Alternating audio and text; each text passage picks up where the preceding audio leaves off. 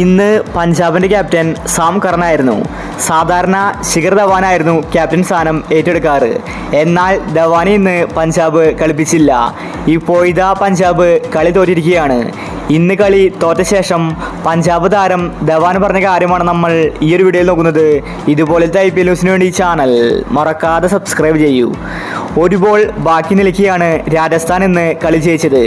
ആവേശം പരക്കൊടിയിലെത്തിയ മത്സരമായിരുന്നു ഇന്നത്തേത്. ആര് ജയിക്കുമെന്ന് ലാസ്റ്റ് ബോൾ വരെ പറയാൻ സാധിക്കില്ല. അതുപോലത്തെ ടൈറ്റ് മത്സരമായിരുന്നു ഇന്നത്തേത്. എന്നാൽ ഷിംറോൺ ഹെർമർ അവസാന രാജസ്ഥാനെ വിജയം സമ്മാനിച്ചു. ഇന്ന് കളി തോറ്റ ശേഷം ശിഖർ ധവാൻ പറഞ്ഞത് ഇങ്ങനെയായിരുന്നു: എനിക്ക് ഒരുപാട് വിഷമമുണ്ട്. പഞ്ചാബ് ഇന്ന് ജയിക്കുമെന്നായിരുന്നു ഞാൻ കരുതിയത്. എന്നാൽ അവർ അവസാനം കളി കൊണ്ടുപോയി കളഞ്ഞു. ഞാനുണ്ടായിരുന്നുവെങ്കിൽ പഞ്ചാബ് ഇന്ന് കളി ജയിച്ചേനെ. രാജസ്ഥാൻ മികച്ചൊരു ടീമാണ്. അവരുടെ ക്യാപ്റ്റൻ സഞ്ജുവാണ്. അതുകൊണ്ട് കുറച്ചും കൂടി ശ്രദ്ധിച്ച് കാര്യങ്ങൾ ചെയ്യണം. ബാറ്റിങ്ങിൽ തന്നെയാണ് പഞ്ചാബിന് ഇന്ന് വിളിച്ചത്. കുറച്ചും കൂടി ടാർഗറ്റ് ആവശ്യമായിരുന്നു.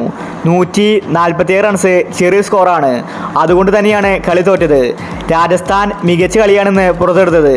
പക്ഷേ അവസാനമായപ്പോൾ രാജസ്ഥാൻ തോൽക്കുമെന്ന് എനിക്ക് തോന്നി. പക്ഷേ ഷിംറോൺ ഹെർമർ അവൻ മികച്ച രീതിയിൽ രാജസ്ഥാനെ കളി ജയിപ്പിച്ചു. പഞ്ചാബ് ടീമിന് ഒരുപാട് തെറ്റുകൾ ഇന്ന് വന്നിട്ടുണ്ട്. അതെല്ലാം കണ്ടെത്തി അടുത്ത മത്സരത്തിൽ പഞ്ചാബ് ശക്തമായിട്ട് തിരിച്ചു വരുമെന്ന് ശിഖർ ധവാൻ വ്യക്തമാക്കി. രാജസ്ഥാൻ ആരാധകർ ആവേശത്തിലാണ്.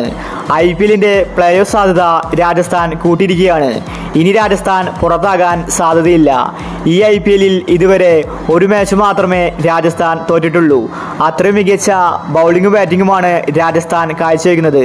ഇപ്രാവശ്യം സഞ്ജു 2 കൽപ്പിച്ചാണ് വന്നിരിക്കുന്നത്. ഉറപ്പായിട്ടും രാജസ്ഥാൻ കപ്പ് നേടും. ഇന്ന് രാജസ്ഥാൻ തോൽക്കുമെന്ന് തോന്നിച്ചതായിരുന്നു. എന്നാൽ അവസാനം കളി തിരിച്ചു പിടിച്ചു.